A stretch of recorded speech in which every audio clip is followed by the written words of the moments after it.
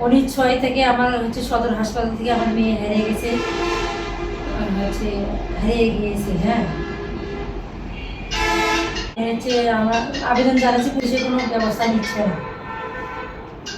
হাসপাতাল থেকে মেয়েটা নিখোঁজ হয়ে যাবে, হচ্ছে ওই চক্ষু হাসপাতাল থেকে।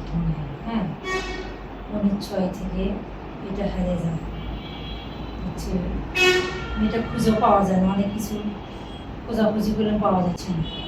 আমার বাড়ি ধর্মপুর, টাকারপুর ইউনিয়ন, করিমগঞ্জ থানা, জেলা গাইবান্ধা। গাইবান্ধা সদর হাসপাতাল থেকে সামন থেকে হারিয়ে গেছে। চক্ষু হাসপাতালে ওনার শ্বশুর নিয়ে গেছিল, নিয়ে যাওয়া ওখান থেকে হারিয়ে গেছে। ছিলাম তারিখে হারাছে মেয়েটা।